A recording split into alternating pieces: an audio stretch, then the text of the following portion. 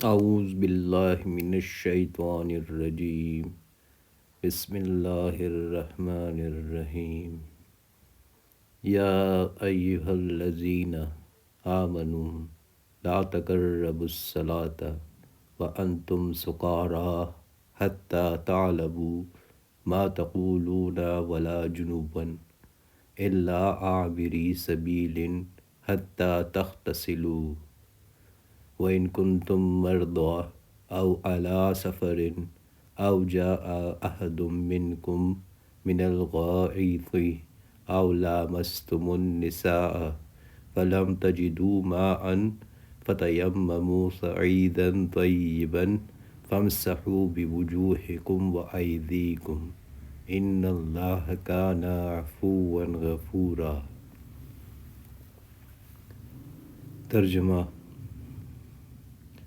اے ایمان والو، جب تم نشے میں مست ہو نماز کے قریب بھی نہ جاؤ جب تک کہ اپنی بات کو سمجھنے نہ لگو، اور جنابت کی حالت میں جب تک کہ غسل نہ کر لو۔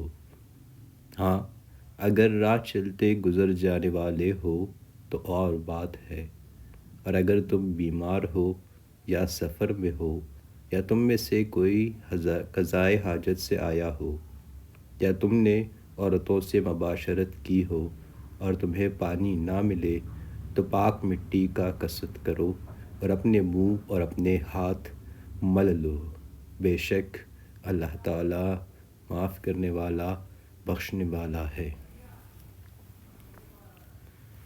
خلاصہ ہے جی، یہ حکم اس وقت دیا گیا تھا کہ ابھی شراب کی حرمت نازل نہیں ہوئی تھی۔ چنانچہ ایک دعوت میں شراب نوشی کے بعد جب نماز کے لیے کھڑے ہوئے تو نشے میں قرآن کے الفاظ بھی امام صاحب غلط پڑ گئے، جس پر یہ آیت نازل ہوئی کہ نشے کی حالت میں نماز مت پڑھا کرو۔ گویا اس وقت صرف نماز کے وقت کے قریب شراب نوشی سے منع کیا گیا، بالکل ممانعت اور حرمت کا حکم اس کے بعد نازل ہوا۔ یہ شراب کے بابت دوسرا حکم ہے جو مشروط ہے۔ اسی کے علاوہ ناپاکی کے بارے میں خلاصے میں بیان کیا گیا ہے کہ ناپاکی کی حالت میں بھی نماز نہیں پڑھنی چاہیے، کیونکہ نماز کے لیے طہارت ضروری ہے۔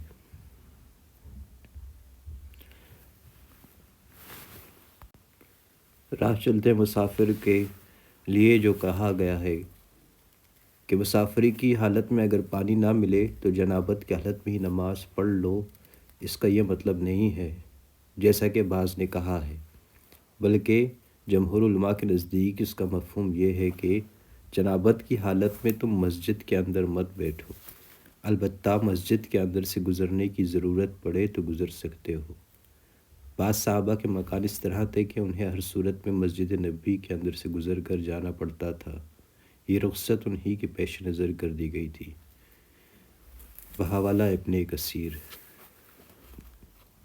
ورنہ مسافر کا حکم انہی سورہ نساء کی آیات میں آگے آ رہا ہوگا۔ بیمار کے لیے جو حکم دیا گیا تھا اس سے مراد کہ وہ بیمار ہے جسے وضو کرنے سے نقصان یا بیماری میں اضافے کا اندیشہ ہو۔ مسافر عام ہے، لمبا سفر کیا ہو یا مختصر، اگر پانی دستیاب نہ ہو تو تیمم کرنے کی اجازت ہے۔ پانی نہ ملنے کی صورت میں یہ اجازت تو مقیم کو بھی حاصل ہے، لیکن بیمار اور مسافر کو چونکہ اس قسم کی ضرورت عام طور پر پیش آتی تھی، اس لیے بطور خاص ان کے لیے اجازت بیان کر دی گئی۔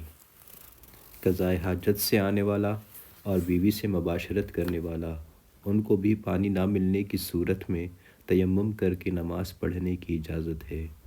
تیمم کا طریقہ یہ ہے کہ ایک ہی مرتبہ ہاتھ زمین پر مار کر کلائی تک دونوں ہاتھ ایک دوسرے پر پھیر لیں، کہنیوں تک ضروری نہیں، اور منہ پر بھی پھیر لیں۔ قال فی التیمم ضربۃ للوجہ والکفین۔ بحوالہ مسند احمد عمار رضی اللہ عنہ، جلد 4 صفحہ 263۔ نبی کریم صلی اللہ علیہ وسلم نے تیمم کے بارے میں فرمایا کہ یہ دونوں ہتھیلیوں اور چہرے کے لیے ایک ہی مرتبہ مارنا ہے۔ سعیدن طیبہ سے مراد پاک مٹی ہے، زمین سے نکلنے والی ہر چیز نہیں، جیسا کہ بعض کا خیال ہے۔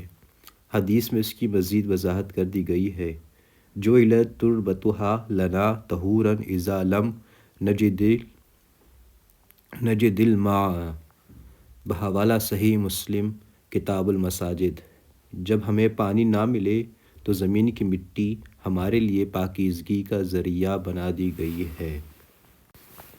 استغفر اللہ ربی من کل ذنب اذنبتہ عمدا او خطأ سرا وعلانیۃ واتوب الیہ، لا الہ الا انت سبحانک انی کنت من الظالمین، اللہم اجرنی من النار، سبحان اللہ والحمد للہ ولا الہ الا اللہ۔